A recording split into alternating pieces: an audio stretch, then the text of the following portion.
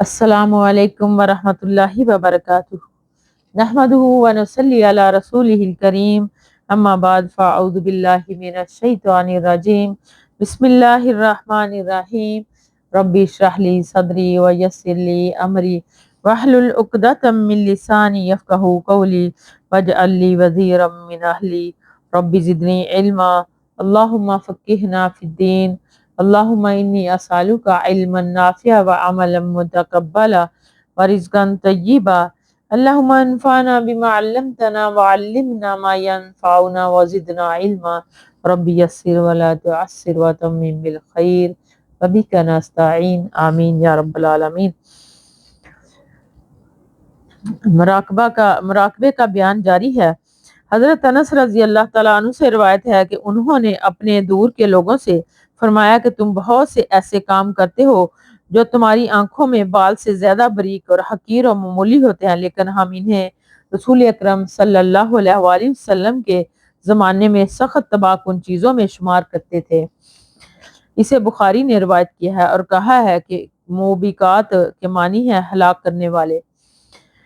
اس کا مطلب کیا ہے؟ نمبر ایک، اللہ کا خوف دلوں میں جتنا زیادہ ہو اتنا ہی انسان اللہ کی نافرمانی سے ڈرتا ہے، اور یہ خوف جتنا کم ہوتا جاتا ہے انسان کے گناہوں پر دلیری بڑھتی جاتی ہے۔ صحابہ کرام رضی اللہ تعالیٰ عنہم کے دلوں میں اللہ کا شدید خوف تھا، اس کے لیے وہ معمولی سے معمولی گناہ کرتے ہوئے بھی ڈر محسوس کرتے تھے۔ عہد رسالت کے بعد کے ساتھ ساتھ یہ خوف بتدریج کم ہوتا گیا، حتیٰ کہ سخت تباہ کن گناہ بھی لوگوں کی نظروں میں حقیر معلوم ہونے لگے۔ اس لیے ضروری ہے کہ اللہ کی عظمت جلالت کا تصور کرتے ہوئے اس کا خوف دلوں میں پیدا کیا جائے۔ نمبر دو، انسان مومن ہونے کی نشانی ایک حدیث میں یہ بتائی گئی ہے کہ ان کو نیکی کر کے اطمینان اور وہ خوشی محسوس کرے، اور گناہ ہو جائے تو اسے برا لگے اور وہ ندامت محسوس کرے۔ ایمان کی کمزوری کے ساتھ ساتھ گناہوں کی ہولناکی اور ہیبت دل سے نکل جاتی ہے، یہاں تک کہ انسان نیکی اور برائی کی پہچان سے محروم ہو جاتا ہے اور اپنی خواہشات کا بندہ بن جاتا ہے۔ اس لیے گناہ معمولی ہی کیوں نہ ہو فوراً اس سے توبہ کر لینی چاہیے۔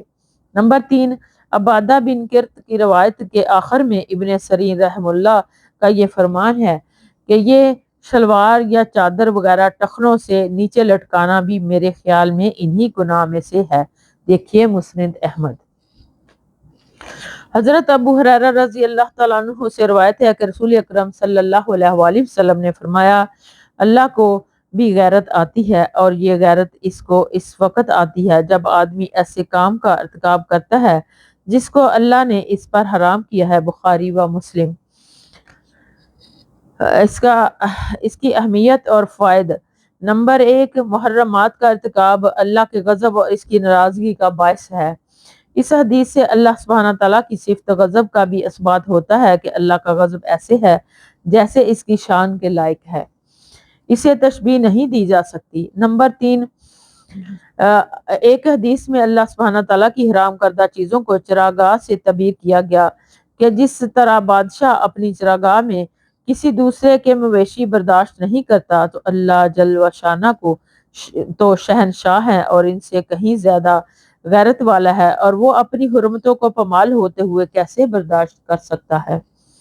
اللہ تعالیٰ کی اوامر میں یہ گنجائش ہے کہ انہیں اپنی استطاعت کے مطابق کرو، مثلا نماز کھڑے ہو کر نہیں پڑھ سکتے تو بیٹھ کر پڑھ لو وغیرہ، لیکن نواہی منع کردہ امور میں شریعت نے یہ گنجائش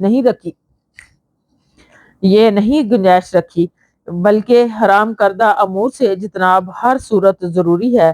اس میں یہ عذر قبول نہیں کہ برائی سے بچنا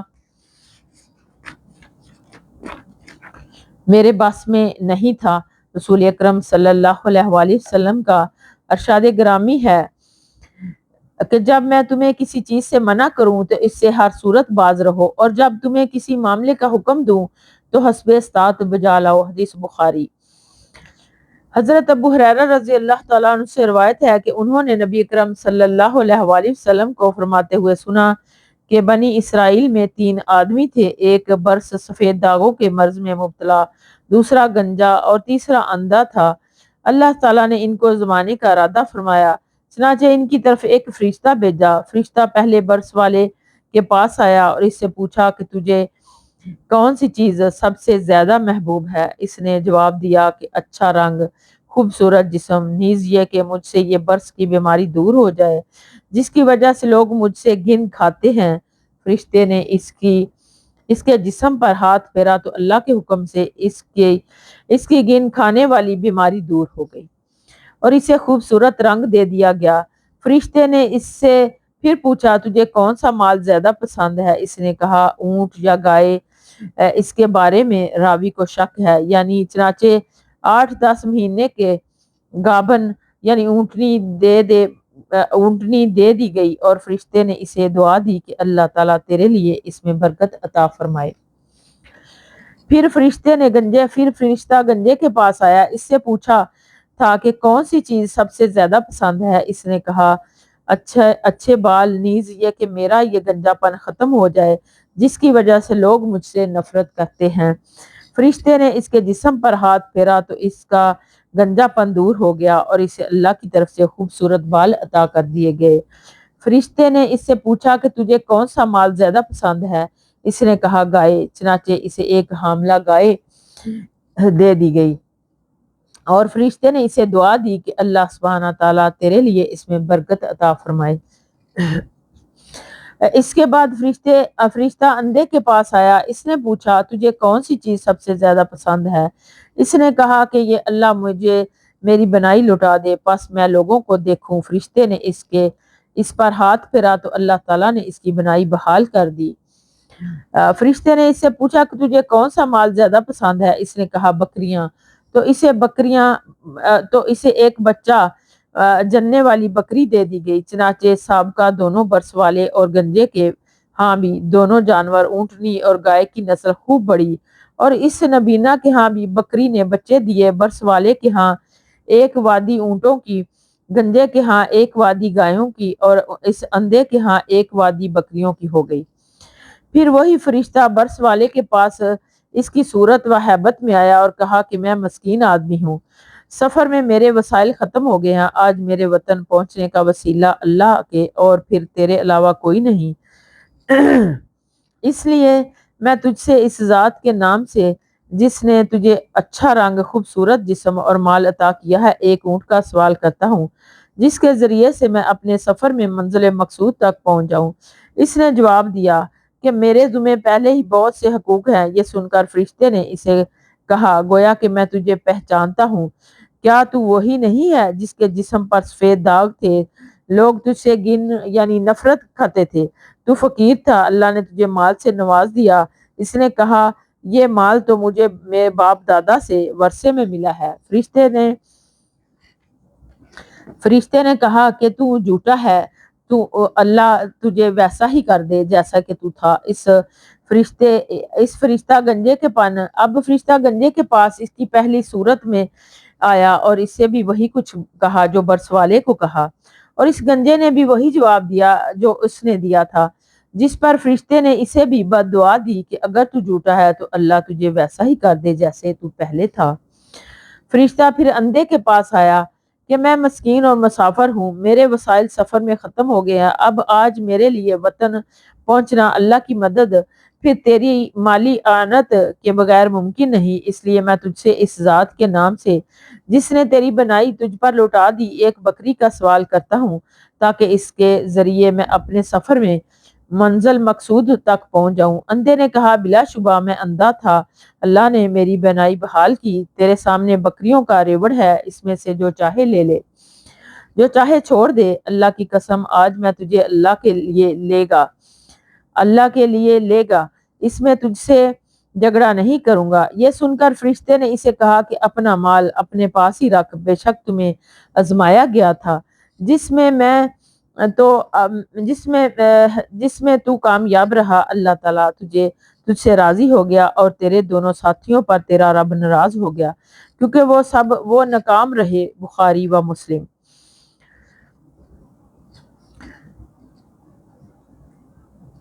مطلب اس کا بخاری و مسلم، اس سے حاملہ اونٹنی اور دوسری روایت میں کے معنی ہے کہ اس کی پیداوار کا وہ مالک ہو، اور وہ آدمی جو اونٹنی سے بچہ جنوائے، جیسے عورت کے لیے دایا قابلہ ہوتی ہے، ولدن ھذا لام پر شدہ یعنی بکری سے پیدا ہونے والا بچوں کا مالک ہو، اور یہ فناکا کے اونٹنی کے ہم معنی ہے، بنا بری مولدن ناتجن اور قابلتن کے ایک ہی معنی ہے، لیکن اول ذکر الفاظ حیوان کے لیے ہے اور قابلہ انسان کے لیے۔ جبال ہا اور با کے ساتھ اسباب کے معنی میں ہے، لا اجہد کا اس کے معنی ہے کہ جو تو لے گا میرے مال میں سے طلب کرے گا وہ تجھ سے واپس لے کر تجھے گرانی میں نہیں ڈالوں گا۔ بخاری کی روایت میں یہ الفاظ ہیں، لا احمدک ہا اور میم کے ساتھ، اس کے معنی ہے کہ اس چیز کو چھوڑ دے جس کا تو حاجت مند ہے، میں تیری تعریف نہیں کروں گا بلکہ تجھے برا سمجھوں گا، گویا کہ اس بات کی ترغیب ہے کہ تو اپنی حاجت پوری کر لے، میری خوشی اسی میں ہے، جس سے عربوں میں محاورہ ہے کہ عمر دراز پر کوئی ندامت نہیں، مطلب ہے کہ لمبی عمر کا نہ ہونے پر ندامت نہیں۔ نمبر 1، اس سے معلوم ہوتا ہے کہ اس حدیث سے معلوم ہوا کہ مال و دولت کی فراوانی بھی ایک آزمائش ہے۔ اس آزمائش میں کامیاب وہی ہوتا ہے جو مال کے گھمنڈ میں مبتلا ہو کر اللہ کو اور اپنی حقیقت کو نہیں بھولتا، بلکہ وہ اس دولت کو اللہ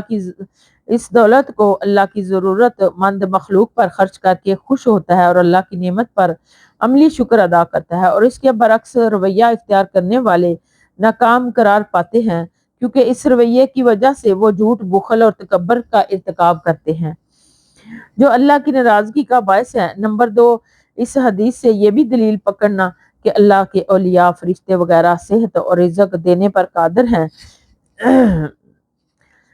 اور سراسر جہالت ہے، کیونکہ یہ تو ایک آزمائش تھی جو اللہ تعالیٰ نے فرشتے کے ذریعے ان لوگوں پر ڈالی اور اللہ کے حکم سے وہ صحت یاب ہو گئے، جیسا کہ حضرت عیسیٰ علیہ السلام مادرزاد اندھے کو درست کر دیتے تھے، تو اس کی یہ صراحت ہے کہ وہ فرماتے تھے کہ ایسا میں اپنے اختیار سے نہیں بلکہ اللہ کے حکم سے کرتا ہوں، اور اسے شرعی اصلاح میں معجزہ کہتے ہیں، اور نبی کے علاوہ کسی کے ہاتھ پر ہو تو اسے کرامت کہتے ہیں۔ لہٰذا معجزہ یا کرامت اختیار کا باہمی فرق ملحوظ رکھنا چاہیے، لوگ اس میں فرق نہ کر کے راہ مستقیم سے برگزشتہ ہو جاتے ہیں۔ نمبر 3، اللہ کے نام پر سوال کرنے والے کو ضرور کچھ نہ کچھ دینا چاہیے۔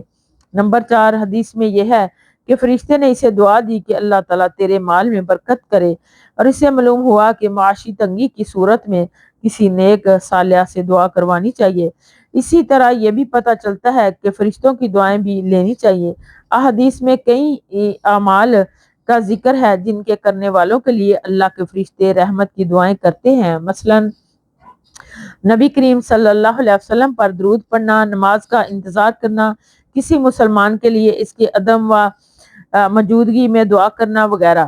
نمبر 5، اللہ تعالیٰ مال و دولت عطا کرے تو اسے اپنی ذہانت اور محنت کا شاخانہ نہیں سمجھنا چاہیے کہ انسان مخلوق کی مدد کرنے سے انکار کر دے کہ میں نے محنت سے کمایا ہے، اور اسی طرح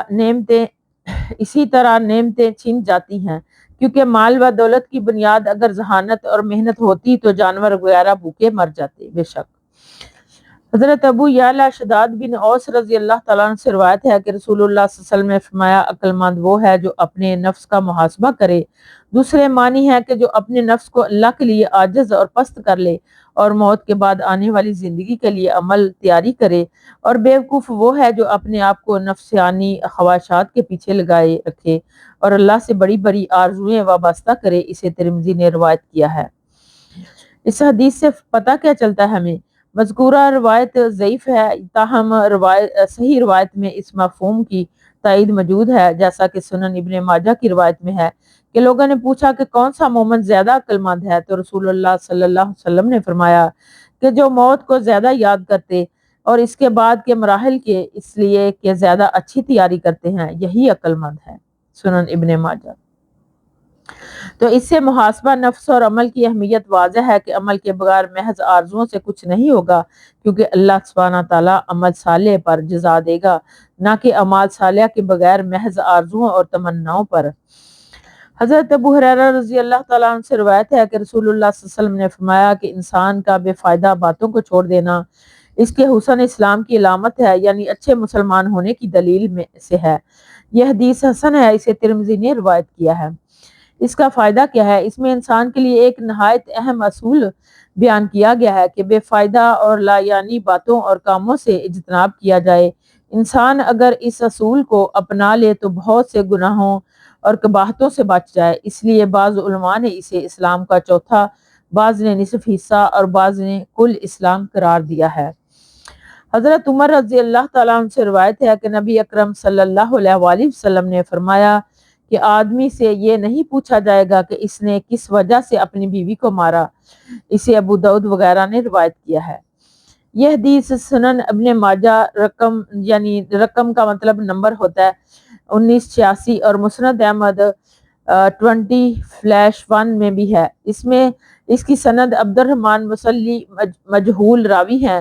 شیخ البانی نے بھی اسے ارواء الغلیل رقم 2034 میں اس کی سند کو ضعیف کہا ہے۔ مزید تفصیل کے لیے دیکھیے، خامدوں کو اسلام نے قطعاً یہ حق نہیں دیا کہ وہ اپنی بیویوں کو بلا وجہ ماریں پیٹیں اور ان کے ساتھ جیسا چاہیں سلوک کریں، اور ان سے باز پرس نہیں ہوگی یا دنیا میں ان سے باز پرس نہ کی جائے، بلکہ اسلام نے تو بڑی تاکید کی ساتھ عورتوں سے حسن سلوک کا حکم دیا ہے، جس کا صاف مطلب یہی ہے کہ مرد اگر عورت پر ظلم کرے گا، ناجائز مارے پیٹے گا اور اس کے حقوق کی ادائیگی میں کوتاہی کرے گا تو وہ عند اللہ مجرم ہوگا اور اس سے باز پرس ہوگی، اور دنیا میں بھی ہو سکتی ہے، البتہ تادیباً تھوڑا بہت مارنا نص قرآنی سے ثابت ہے۔ یعنی اگر نافرمان بیوی ہے تو اس کو کہا گیا ہے کہ ہلکی ہاتھ سے مارنا کہ اس کے چہرے پر یا بیک پر نشان نہ پڑے، ٹھیک ہے، وہ بھی اگر باز آ جائے تو پھر اس کو مارنا بالکل ختم کر دینا چاہیے، ٹھیک ہے۔ تو اللہ سبحانہ تعالیٰ سے دعا ہے کہ ہماری اولادوں کو اور ہماری آنے والی نسلوں کو اللہ سبحانہ تعالیٰ دین اسلام پڑھنے اور پڑھانے اور سمجھنے والا بنائے، آمین یا رب العالمین۔ وآخر دعوانا ان الحمد للہ رب العالمین۔ سبحانک اللہم وبحمدک، نشہد ان لا الہ الا انت، نستغفرک ونتوب الیک۔ السلام علیکم ورحمۃ اللہ وبرکاتہ۔ السلام علیکم ورحمۃ اللہ وبرکاتہ۔ نحمدہ ونصلی علی رسول